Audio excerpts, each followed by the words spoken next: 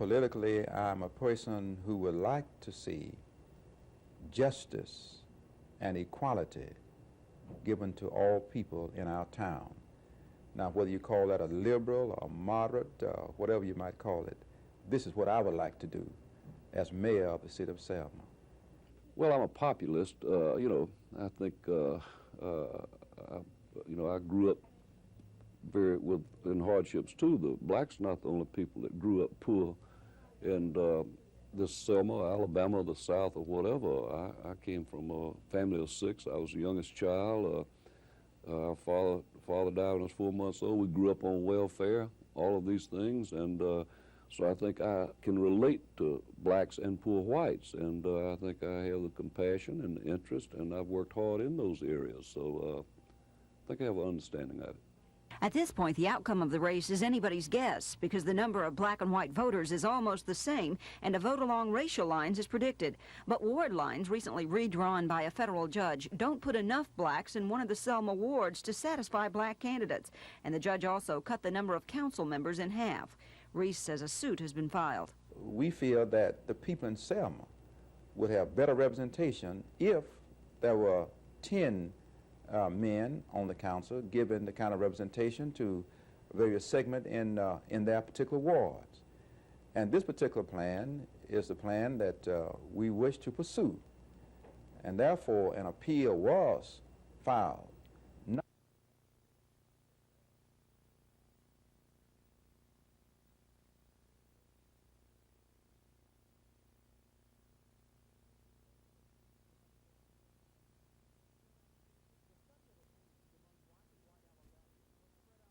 The study of opinions among black and white Alabamians was spread out through 8 counties, in or next to the area of the state known as the Black Belt.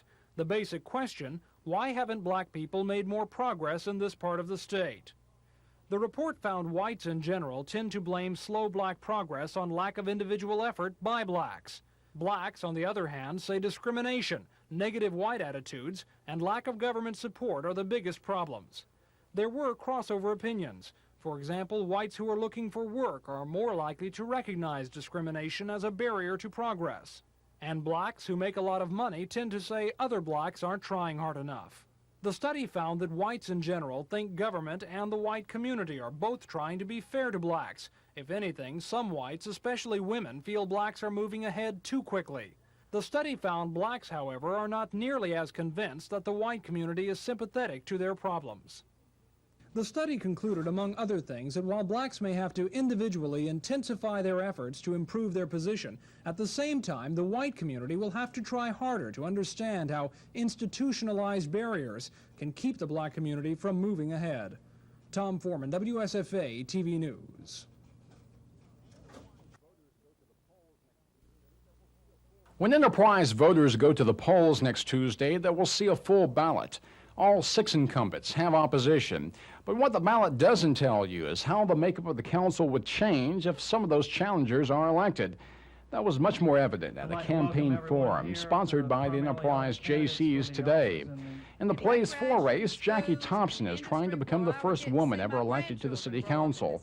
And 3 men want to become the first black council members. Retired educator B.F. Garth in place 2.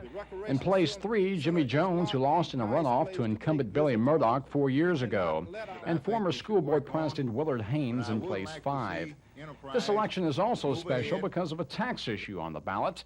Enterprise voters will decide whether or not to continue a $3.5 million tax on the city-owned hospital and nursing home for another 25 years. That facility has been a source of controversy recently over the hiring of a management firm to run it. While hospital board members have been divided on that issue, they have come out unanimously in favor of the tax. They say the estimated $5 million in revenue will be used only for construction and equipment. Whoever is elected will face some big decisions soon, such as the hiring of a new police chief and whether or not to redistrict the council. Cal Calloway, WSFA TV News, Enterprise.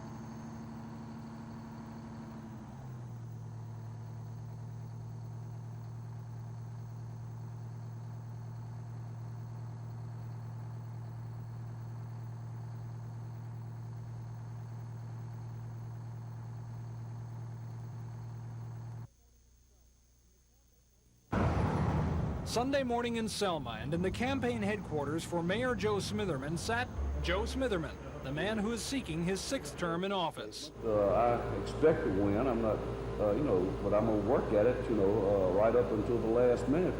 The challenger for the mayor's chair is this man, City Councilman F.D. Reese, pastor of the Ebenezer Baptist Church. And when we make these choices, then they become votes. Reese is hoping for a big turnout of black voters when the polls open on Tuesday. He thinks that will help him win. How you do? Joe Smitherman? Oh, I know you. Know you when you was a boy. But Smitherman is not sitting still. This morning, he was also at some black churches in the city, shaking hands and asking for votes. Doing pretty good. At Selma's white churches, it was a normal Sunday. No campaigning here. While Reese hopes to pull some white votes, it is generally conceded that Smitherman will get most of them. So the candidates say, without question, it is the votes of Selma's black community that will decide this election. I know that F.D. Reese will make the best mayor. The possibility that a black man might become mayor here has sparked nationwide interest. All the attention does not surprise the candidates. They're well aware of Selma's history. Because Selma does represent to all the people somewhat of a historic monument for forging for the rights to vote for all citizens. I live on corner of Ackers Alley and Water. Yeah. Yeah, and that's Shotgun House. With their campaigns headed into the final stretch, both men are calling the race a close one. And that in itself means this historical town has already once again made history. Tom Foreman, WSFA TV News in Selma. Here on the church lawn of Butler's Chapel on July 4th, 1881, a former Tuskegee slave named Lewis Adams opened a small vocational school. Booker T. Washington was its first president. The school, which started with a class of 30, has since graduated thousands and become one of the largest and most prestigious black institutions in the country. 103 years after its inception, Tuskegee Institute and its founders were honored.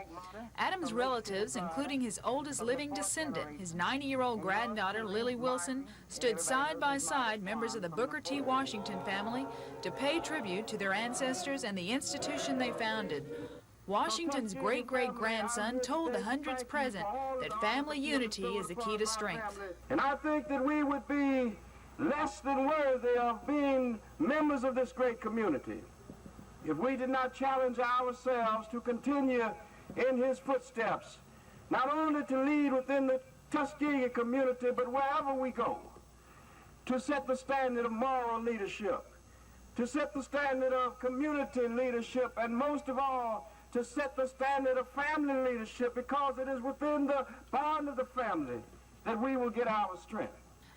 The city of Tuskegee sponsored this first family get-together of the Adams and Washingtons, and judging from the turnout, it's likely to become a Tuskegee tradition. Lisa Walsh, WSFA TV News, Tuskegee.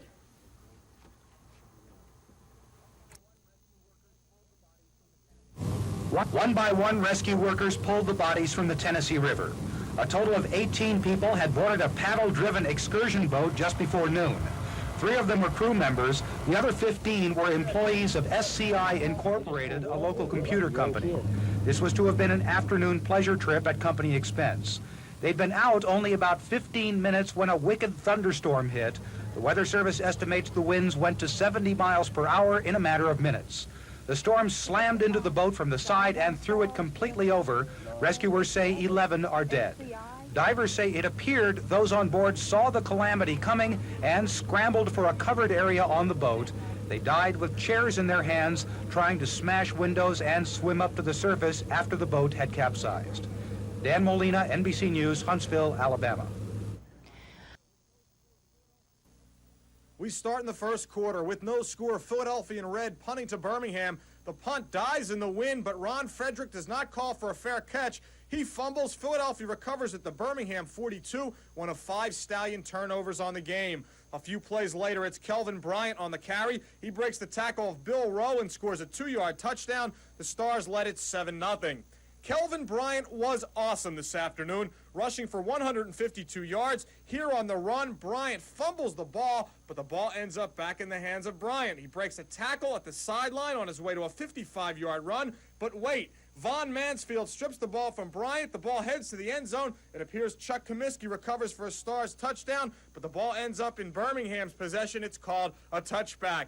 Later in the quarter, leading 10-0, it's Bryant again on the sweep. He picks up a block, sees a hole, and races 26 yards before being knocked out of bounds at the 1. He would take it in on the next play. The Stars led 20-0 at halftime. After being shut out for 3 quarters, Birmingham tried to rally in the 4th. Trailing 20-3, Cliff Stout on the run. He laterals to Leon Perry, who runs the ball to the Stars' 10-yard line after a pickup of 40 yards on the play. And then 2 plays later, Stout hits Jim Smith on a fade pattern for a 7-yard touchdown, making it 20-10.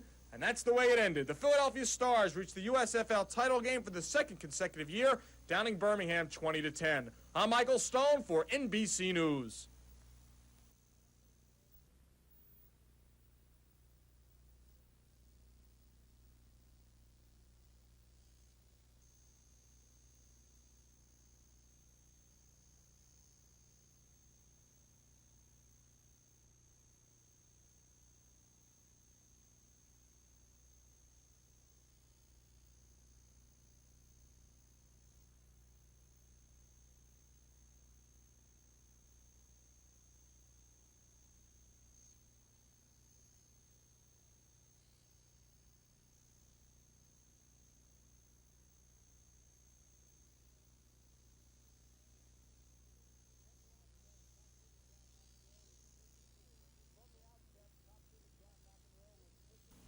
From the outset, top-seeded John McEnroe would take control over his opponent, third-seeded Jimmy Connors. This is the first point of the first game. McEnroe in the near court comes to net, and he has an easy time putting Connors away. McEnroe was on his way. It was one hot day at Wimbledon on this day. When the match began, the temperature was nearing 90 degrees. It would be well into the 90s when it was over. McEnroe was hot as well. Here with the serve and the ace, McEnroe takes the first set, 6-1. From there we go to the second set. It's Connors now, serving from the far court. Watch the talents of McEnroe. Connors comes right to net to try the serve and volley attack. Looks to be in control, but McEnroe keeps running, then blows one by Connors with the passing shot. Connors knew he was in trouble. Coming up is a point that was even more impressive than the last one for John McEnroe. He is set to serve to Connors in the far court. Watch this one. McEnroe, with the serve, will start running up to the net. When he runs, he slips and he falls. Point to Connors, right? Wrong. McEnroe recovers, retrieves, and gets the winner. McEnroe wins the second set 6-1, and it was only a matter of time for Connors. This is match point. Connors serving in the far court. McEnroe will win it with another beautiful passing shot. John McEnroe downs Jimmy Connors in straight sets. 6-1, 6-1, 6-2. And as a crowd at Wimbledon showed its approval, McEnroe reigns as the champion for the 3rd time. This is Scott Clark reporting for NBC News.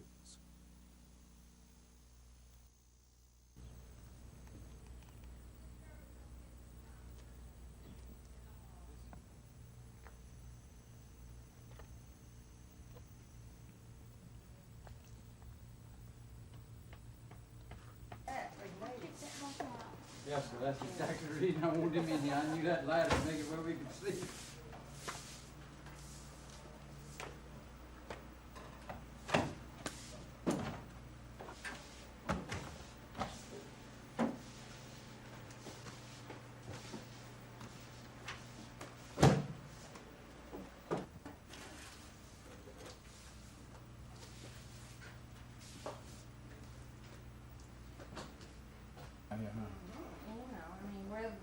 Whether they think it's all right down here or not.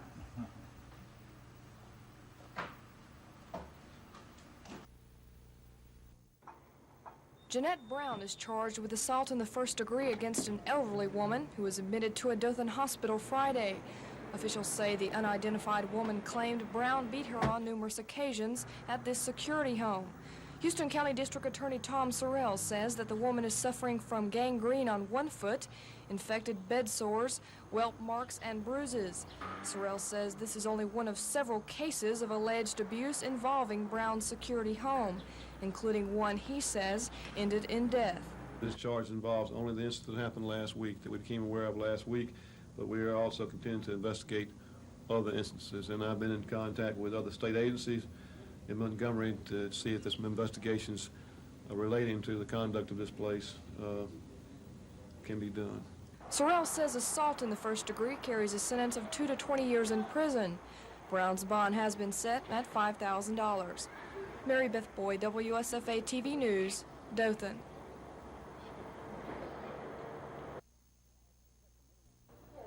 This is a bill in question.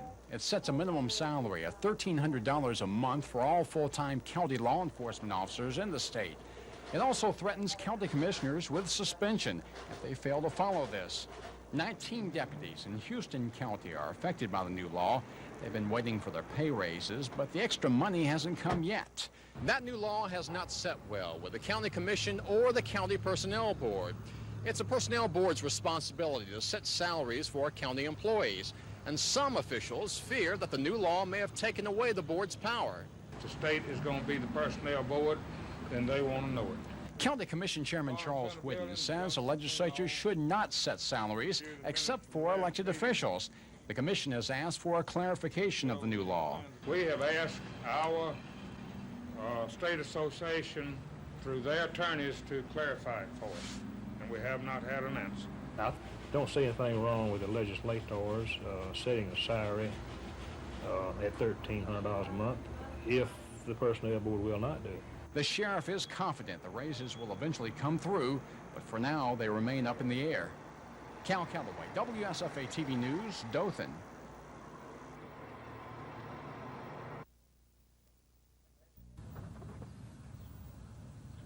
Attention to orders. Special Order G17. I'd also like to welcome the new commander,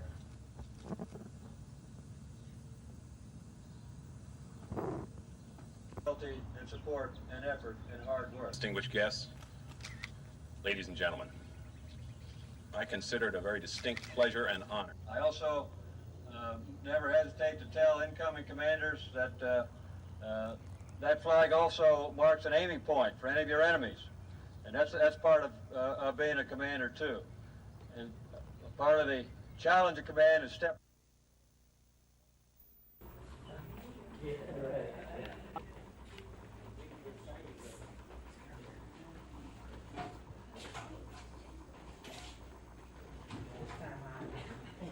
Or is any of them? They follow the programs. This was a program written by.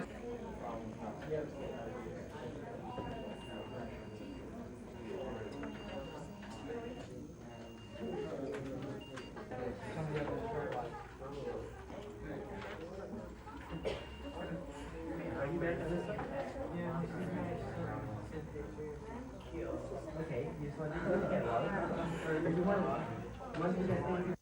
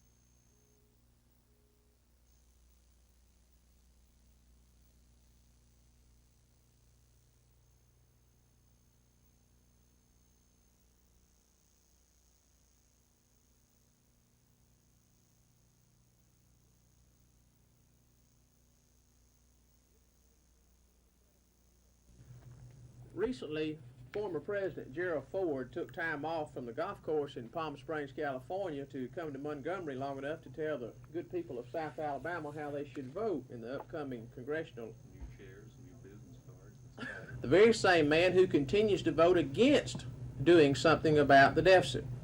For example, just a few days ago, our congressman voted against a conference report supported by the president that will reduce the deficit by $63 billion over the next 3 years. So it would seem that either Mr. Ford needs to find himself another candidate, Or perhaps he needs to check the voting record of the one he's endorsing. Or perhaps Mr. Ford's apparent confusion is explained by the fact that he is getting $200,000 from the National Republican Party for 40 such appearances across the country. And for $200,000, I suppose Mr. Ford will say whatever anyone wants him to say.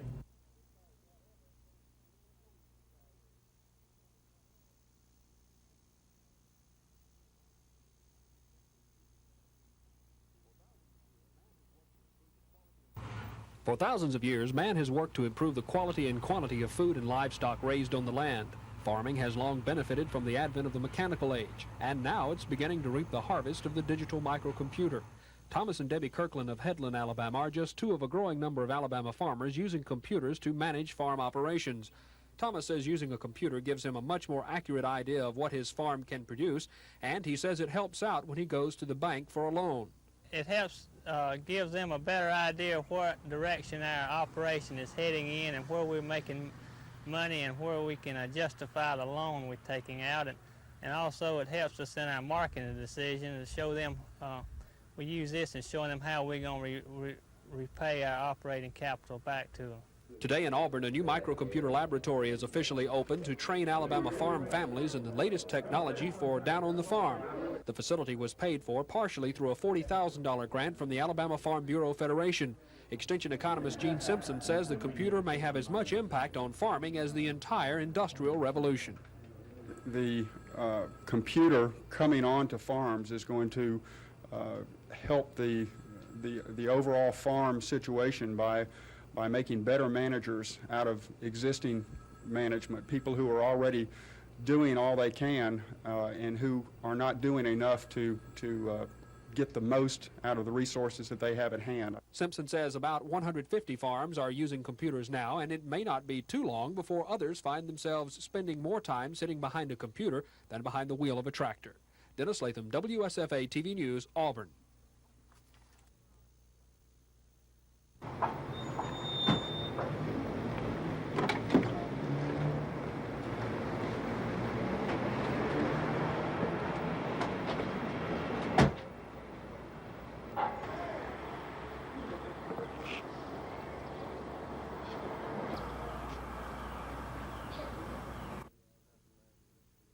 This charge involves only the incident that happened last week, that we became aware of last week, but we are also continuing to investigate other instances. And I've been in contact with other state agencies in Montgomery to see if there's some investigations relating to the conduct of this place can be done.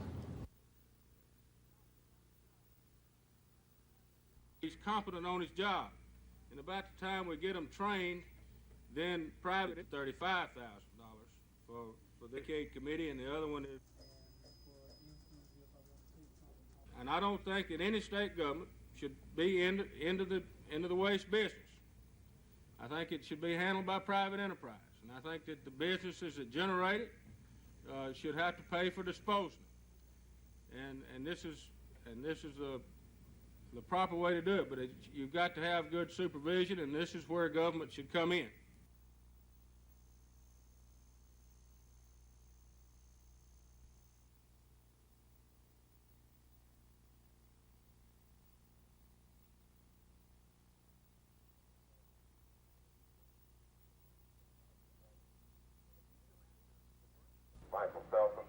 The Future Masters was the brainchild of Press Thornton Sr., a Dothan businessman who founded the junior golf tournament in 1950.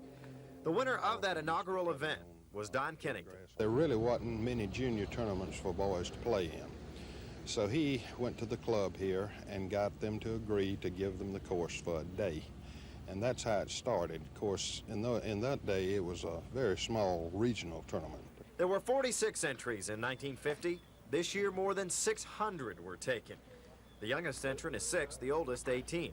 The number of players will be reduced through qualifying rounds this week to 242 by the final round Saturday. In addition to 40 states, 3 foreign countries are represented this year: Bermuda, Panama, and Mexico, upholding the tournament's tradition of attracting some of the finest junior players in the world. I certainly think it would be in the top 4 because the United States Golf Association Junior, the PGA Junior, the World Junior, and the Future Masters are recognized as the 4 tournaments that make up the Grand Slam of junior golf. So it means quite a bit to the young golfers that are trying to make the All-American team. Hal Sutton, Hubert Green, Jerry Pate, Andy Bean, Bruce Litsky. The list goes on and on. Tournament officials estimate that as many as 80 touring pros played in the Future Masters. Kennington explains what's at stake for the participants. It means instant recognition, particularly with the collegiate coaches. And the boys that are looking for scholarships to go on and then possibly even go into professional golf later on, it's a very big stepping stone for them. Even if they don't win, if they make a good showing, these college coaches recognize what their capabilities are. The Dothan Country Club course is not long, but fairly tight. Accurate iron shots and a minimum number of putts are required to win the 35th Press Thornton Future Masters. Dave Cody, WSFA TV Sports. Report to the start.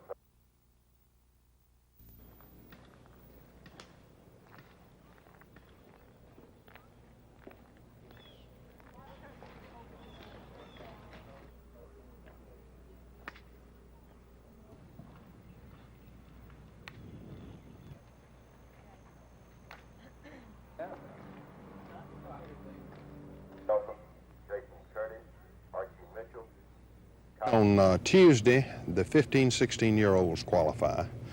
On Wednesday, the 17 and 18s. And then on Thursday, we have 2 age groups, 11 and 12 and 13 and 14.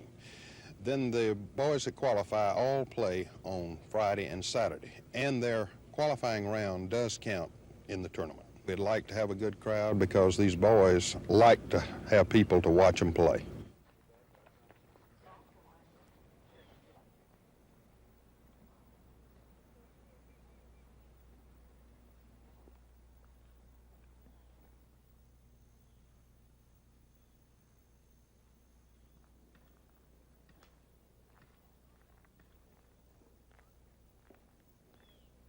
It means I just need to get a couple more shots.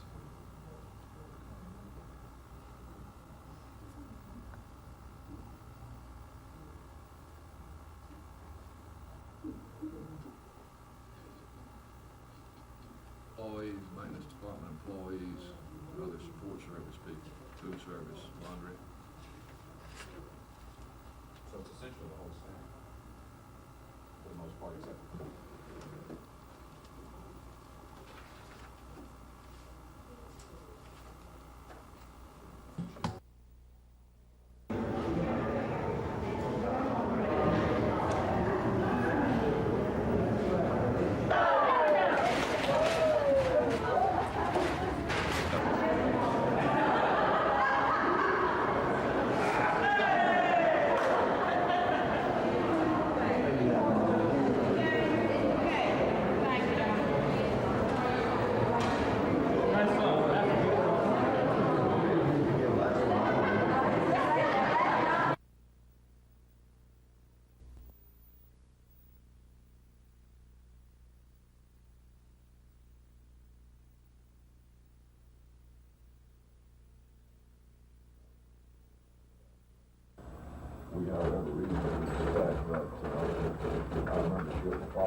What we want to do is rely upon volunteer workers as much as possible. Maximize the use of volunteers for overtime and minimize the crowd today. That the mental health department has been very realistic in this meeting, and I think I can say that we're fairly pleased with the outcome of this meeting. If Loudon or any other officer, board, or director of the union ever made threats of strike, though certainly there's always that possibility, but I have stated since the problem came to a head last week that I felt like that if both sides acted responsibly, it could be negotiated. The Olympics of the Mind is an international competition held last month at the University of Akron in Ohio. The 3rd and 4th graders from Cedar Park and Edgewood schools in Selma competed against 3,000 schools and more than 500,000 students from all over the world. When the games were completed, the Selma kids took first place. The competition consists of 3 categories, and it's in the category of spontaneous answers that the 6 students came home with the top prize. We won because our 7 team members were very good at the spontaneous competition.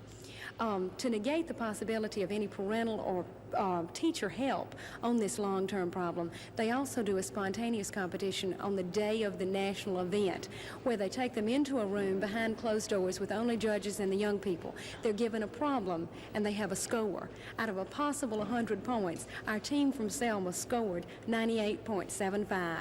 We beat the socks off the rest of them. Ms. Wood says this is the first time any school from the Deep South has won in the 9-year history of the competition. Terry Stanton, WSFA TV News.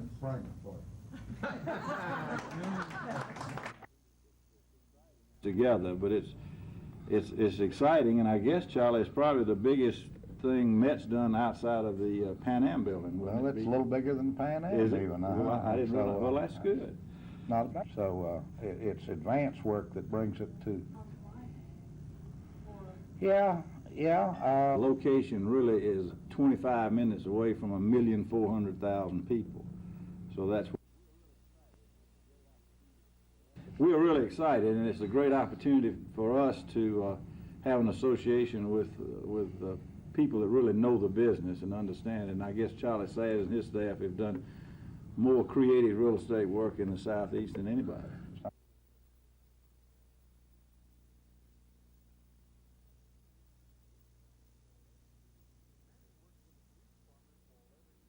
Manning worked for the police department for 11 years until his resignation. Police officials say they were tipped that taxi license funds were allegedly being misused late last month, and auditors were called in. Police spokesman John Wilson picks up the story from there. And what we have here is a case of misuse of some funds that are here within the police department. It's a fund that we take in from taxi cab licenses, and we developed suspicions that there was a misuse. The books were confiscated, and an audit was conducted. And when it was learned by the officer involved that the books had been confiscated, he came in and gave us a full confession along with his resignation. He has expressed fully his desire to reimburse the city, and we expect him to do that fully, and that's where we stand at this point. Police officials say the Manning case will be presented to the next session of the Montgomery County Grand Jury for possible action. This is Norman Lumpkin, WSFA TV News reporting.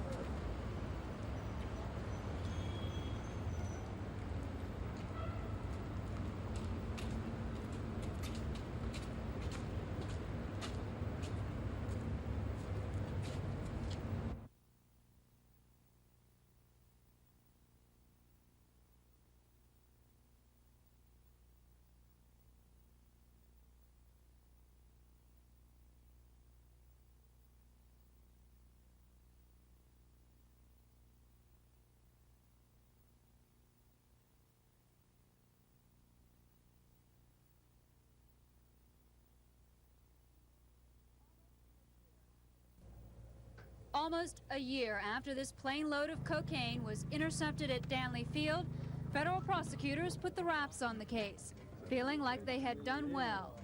6 men were convicted, including the so-called kingpin of the operation, Jerry Allen LaQuire of Florida.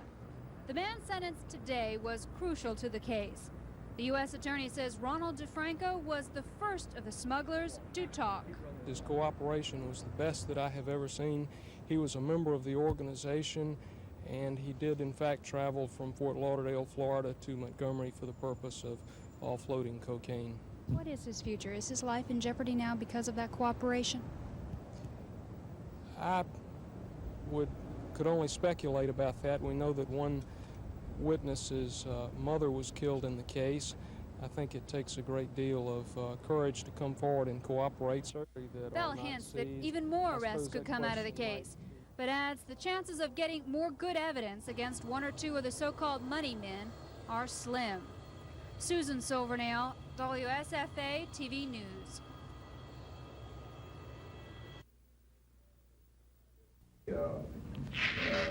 I just spoke to one of the local civic clubs. Children that ride the national circuit. Letter of notification. Appreciate it. And congratulations Appreciate to it. all of you. Thanks, sir. I know you work to make us a good, healthy community in which people like. This is the official letter of notification, which is the same as a letter of credit, saying that I am pleased to transmit to you the fiscal 1984 Community Development Block Grant entitlement for the city of Dothan in the amount of $746,000 forthcoming. This designation means to the city of Dothan, the urbanized area designation, Dothan benefits 87.5 cents out of every dollar. That's Way back with, long before I ever thought about running for Congress. I don't care if it's a woman or black or Chinese or whatever. If that's going to help him win, that's who he'll pick. And because the name of the game is win, and so I think the polls are going to decide who he ultimately picks, even if he has to swallow hard and take heart.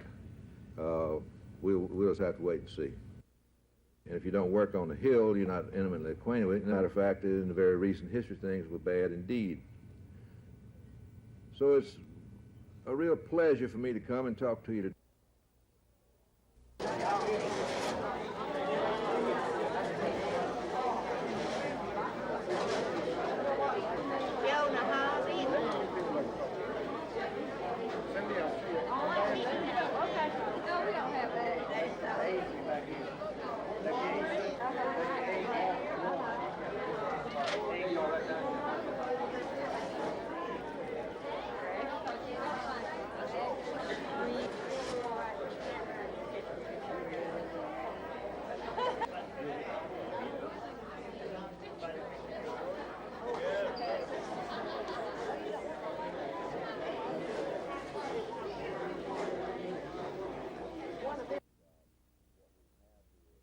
And what we have here is a case of misuse of some funds that are here within the police department.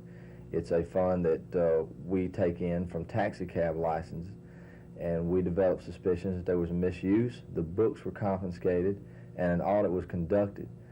And when it was learned by the officer involved that the books had been confiscated, he came in and gave us a full confession along with his resignation. He has expressed fully his desire to reimburse the city, and we expect him to do that fully, and that's where we stand at this point.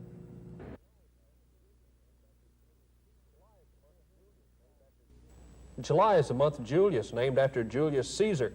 Before him, it was called Quintilis because it was the 5th month in the year when March was the 1st month. With me is Tom Britton from the Gale Planetarium. Tom, what can we expect to see in the evening skies of Quintilis, or July? Well, Dennis, the most prominent constellation in the July skies is Scorpius. Look in the southern skies between about 9 o'clock and 10 in the evening on a clear night. Look for a figure in the stars that looks like a curved body and tail of a scorpion.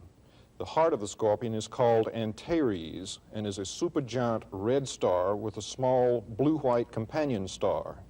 Antares is obviously reddish-colored to the naked eye and is 520 light-years from Earth, meaning that the light we see from this star now left Antares 28 years before Columbus discovered America. The name comes from the Greek name for Mars, Ares. Ares is the rival of Mars, the planet. It is anti-Ares. Just west of Scorpius, both the red planet Mars and the ringed planet Saturn can be seen, although you can't see the rings without a good pair of binoculars or a telescope. Look for Saturn just above or north of Mars. Mars is easy to spot. It is the brightest star-like object in the southwestern sky and is unmistakably red.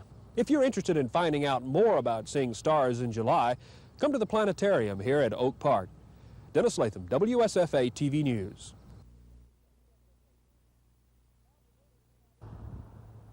Bob, the voter turnout is running very high here in Selma in this election that could give Selma its first black mayor in history. Black and white voters are coming out in record numbers, making this what many are calling a very, very close race.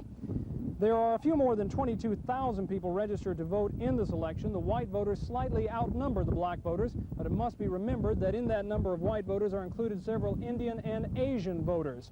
In addition, there are 800 absentee ballots that may be cast. Those will have to be counted by hand. If indeed this race is as close as many people are calling it, that 10% or so of the vote could make a big difference. Earlier today, the two mayoral candidates made their way to the voting booths. Councilman F.D. Reese told me a couple days ago that he thought a high voter turnout would be in his favor. But when I talked to him this afternoon, he seemed to be backing off that just a little bit. He did say he is somewhat encouraged by today's turnout. Mayor Joe Smitherman went to the polls shortly after Councilman Reese voted. The mayor has said he is cautiously optimistic about the race. Cautious is a good word. He said late this afternoon that the big turnout has made this race very difficult to call. Mayor Smitherman's campaign headquarters are just a couple blocks down this way. Councilman Reese's headquarters a few blocks over. Both men are now getting prepared for either their victory speeches or their speeches of concession. We hope to have the winner and the loser both in our 10 o'clock report. At the campaign headquarters for Mayor Joe Smitherman, the crowd was happy tonight. A little more than a half hour after the polls closed, the people here knew they had a winner. Shortly before 8 o'clock, challenger F.D. Reese showed up to offer his congratulations to the victorious mayor. Then both men took the victory stand together to praise each other and to pledge their full cooperation and support to the city. We've been on either sides through 20 years. He's always been a man I admired, I respected, and especially in the last 12 years that he's served as a council member, I could not have done many of the things that were accomplished in Selma without his support on the council. He has stated before we wanted to make sure that the race was clean and that we will always be friends. As expected, the black vote made a difference in this election. Simply put, Smitherman was able to pull more votes from blacks than Reese was able to win from whites. Still, the people of the city say there will be no hard feelings left over. No, I wouldn't think so, no. I don't think there's going to be no hard feelings. I think they're going to pull together. So after all is said and done, instead of dividing things in this city, this election may have proved more than anything how much racial attitudes have changed here in the past 20 years. Will there ever be a black mayor of Selma? Oh yes, there will be a black mayor of Selma, and I hope that it will come sooner than some people expect. 4 years? Possibly. Will you be there? More than likely. Tom Foreman, WSFA TV News in Selma.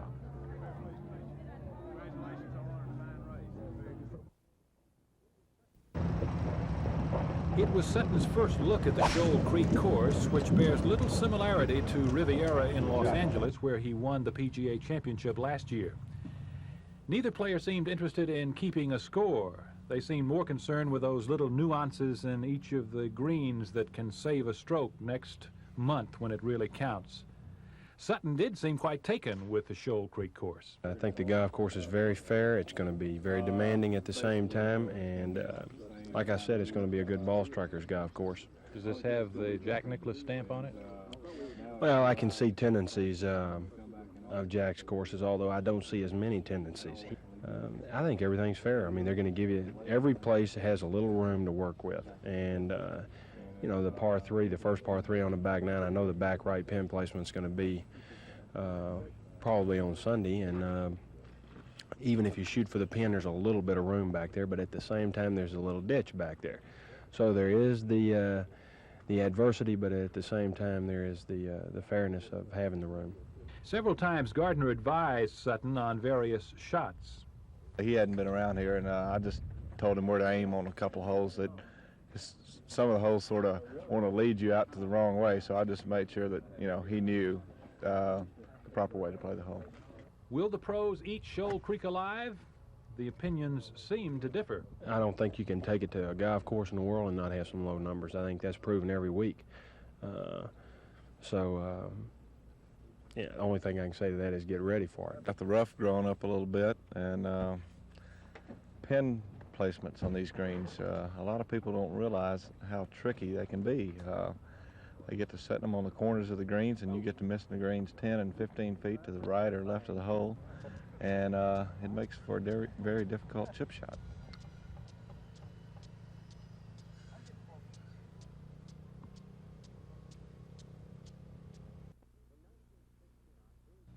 In 1969, Bowie Kuhn's first year as commissioner, fans once again were allowed to select the starters in the All-Star game. The game is supposed to be an honor reserved for players having the best years, not the best careers. This year, like every year, great players, despite having poor seasons, find themselves in the starting lineup because of big names and big home attendance. Of course, no matter who does the selecting, there will always be an abundance of qualified players at one position, and somebody will get left out. It's unfortunate. Most of the first basemen in the leagues are having great years, and you just can't take 7 first basemen. But really, is there a better system? Years ago when I was playing, I also was involved when the players picked the All-Star team, and it got equally as screwed up. So it really doesn't matter who does it, because there's going to be certain players that are going to get the short end of the deal. Baseball's finest, or at least most of them, will be on center stage at Candlestick Park.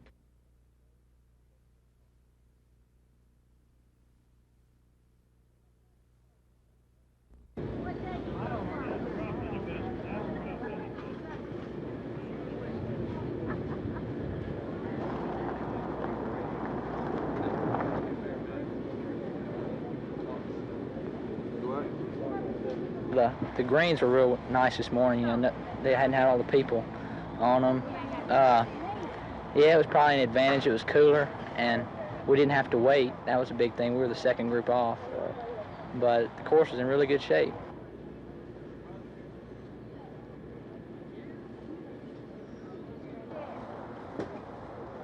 They never told us what to do in Dothan from a social standpoint.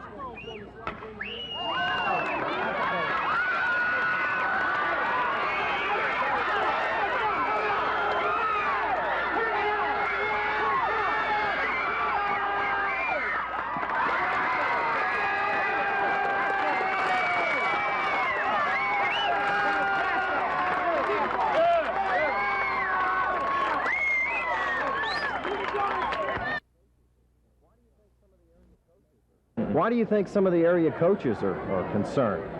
Well, maybe because this field is a lot better than their own, and, you know, maybe they want to just play on this field than play on their own or play on another field. But you would support professional baseball in Montgomery? I'd like for it to be here. I'd like for it. I'd like to come out and watch it sometime. Obviously, you support youth baseball, or you wouldn't be here tonight. Would you support professional baseball again in Montgomery? Well, I probably would to a certain extent. I have my own children involved in youth sports, and I would rather support them than support a professional team.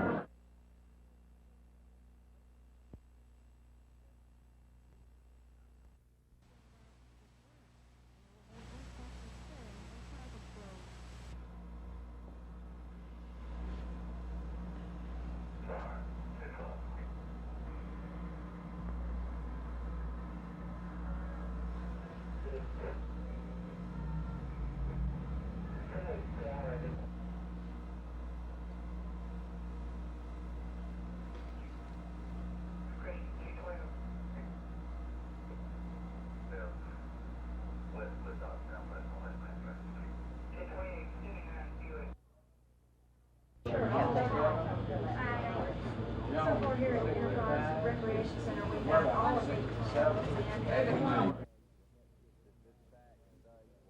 That this tax today will help give some insurance to the future health care in the way of facilities for the next 25 years. You know, you can get people really upset on increases of taxes, and this is the way it was presented to the people, that it was going to be an increase in tax and that their money wasn't being handled responsibly, which we know that it is being handled responsibly.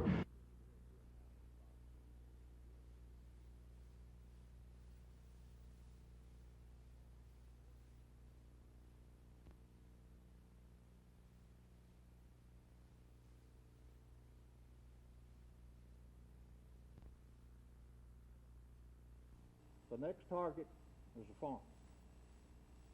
The next person that the environmentalists are going to come down on, and Congress and everybody's going to come down on, is going to be the farmer. That farmer cannot pass on the cost that he has to inflict upon himself in removing whatever he's doing. Broadwater is talking about water pollution, pollution stemming from animal waste that's not disposed of properly. The most common method of dealing with animal waste is to allow it to flow into a man-made lagoon close to its pen. When the lagoon is built properly, there's no way for the waste to spill into a community's water supply because a chemical reaction between the animal waste and water causes the manure to break down. From there, the water is absorbed into the soil or it evaporates. But when drainage facilities aren't adequate, problems begin, such as polluted water seeping into community water supplies. Broadwater says while the EPA isn't cracking down on farmers yet, the possibility does exist. And he says it'll cost farmers a lot of money to correct their drainage problems, money they don't have. Terry Stanton, WSFA TV News. These are among the 2,500 farmers from the southeast who came to Headland to hear about no-till planting. They toured the Wiregrass substation and heard from a number of farming experts, such as agronomist Joe Touchton. No tillage in general means planting into an undisturbed seedbed. We're not going in and deep plowing the soil before planting. This is an example of a no-till crop. The method's purpose is to cut down on water erosion. There are other advantages for farmers. I think most of them it'll help. If it's done correctly, it's a cheaper way to grow a crop. Again, let me stress, if it's done correctly, I think the crop itself will come off quicker and will yield higher than what a conventional till system will. This was also a day for farm equipment dealers to show their stuff and how it will help a no-tillage system. Dr. Touchton says farmers can carry back what they learned and put those ideas to use. Only 20% of the crops now grown in the Wiregrass are no-till due to soil problems in the area, but that number will grow. But I think eventually we're going to be going probably 90% no-till in the next 10 years. Cal Calloway, WSFA TV News, Headland.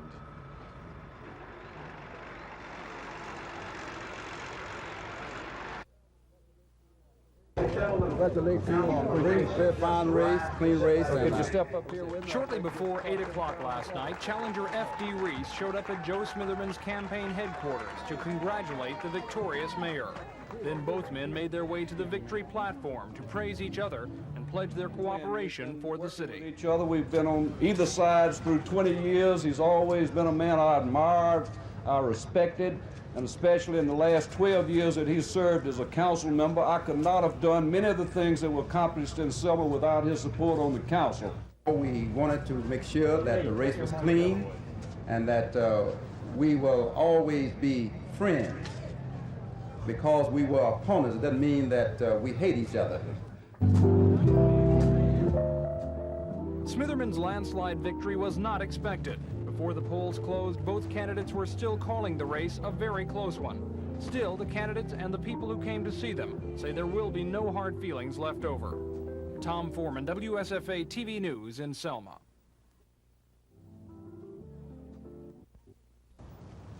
After weeks of intense campaigning, the politicking is over here. Campaign headquarters are closed except for cleanup crews. For Joe T. Smitherman, yesterday's ambitions are today's realities. For F.D. Reese, those ambitions for now have turned to dust. We're going to clean up the campaign office, and hopefully blacks in the city will do some cleaning up and adjusting the attitudes and being able to eat the loss. During the past several days, Reese and Smitherman have shared the national limelight. Both candidates say the intense publicity was a factor in the outcome of the election. I'm not blaming the news media, but I'm saying that did contribute in somewhat of a negative way, toward my candidacy and my success in this particular campaign. I think this tended to turn the white vote out stronger because still whites resent seeing that incident at the foot of the bridge and being reminded of those days, while I recognize it'll always be part of Selma's history and you can get the publicity, and I think use it. I think we can turn it around to the good for Selma. Reese says he needed an 80% black voter turnout to beat the incumbent, but only 50% or so voted. And of those, 18 to 20% voted for Joe Smitherman. Although Reese did pick up some white votes, he couldn't match Smitherman's strength in white wards. So today, both winners and losers are looking at facts and figures, trying to determine what went right or wrong.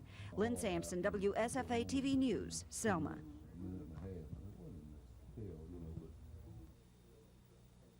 We feel that the handicapped and the elderly will be given special service, but anyone can. This program is taking a great deal of time and effort on. 743. Mr. Wright, contact 674.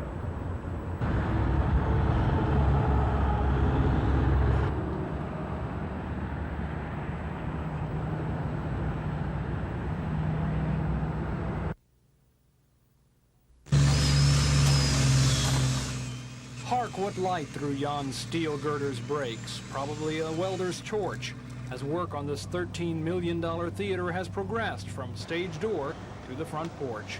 It was started almost a year ago when really nothing was there. Now the building's almost halfway done, all the steel is up in the air. There's two hard parts. The first hard part is to get out of the mud, which you can see on the ground today. The second hard part is to run everybody out of the building. In short, to chase them away, so that every brick can be put into place, every bolt bolted in plenty of time. The cold winds of winter set the work back for a while, but now progress is said to be fine. The players still play on their stage to the north, Anniston for now a borrowed home. But two flags fly here for the worlds they'll unite when they call this new stage their own. There will be in fact two stages here with hundreds and hundreds of seats. Many of the plays will be Shakespeare's, but other playwrights will make each season complete. And when it is done, it may be all the rage, this Shakespearean sort of playhouse and stage. So let the workers be done and let the actors begin. They may get their chance by the time next year ends.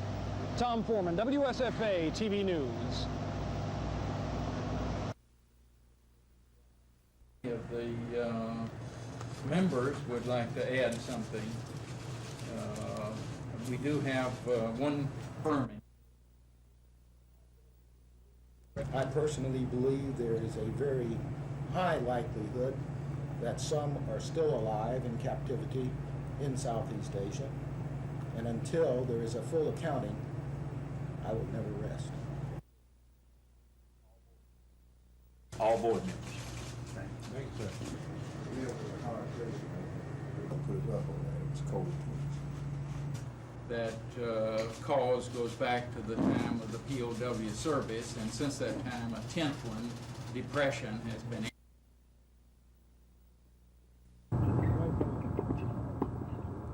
Paul Anacone, Tennessee's top player, ranked #1 in the NCAA when they were here in March, led his Tennessee Vols, but he didn't win all his matches here. Last week, the same Paul Anacone battled his way to the quarterfinals at Wimbledon in his debut as a professional. Blue Gray founder Jack Bushman tells us Anacone is just one of a long line of Blue Gray players who've experienced immediate success internationally. But in the case of Anacone, Jack thinks he'll have to improve at the net to reach real stardom. He was always volleying up, which is a no-no, and you usually get beat if you continue to volley up, because the name of the game is to hit the ball at the other guy's feet and make him volley up, and you're supposed to be good enough to step in and hit down. It's as simple as that. And Paul, if you notice, is always a little late. He's always having to half volley, although he did pretty good half volleying to beat the people he did. Well, Connors made him that glaring weakness come to light.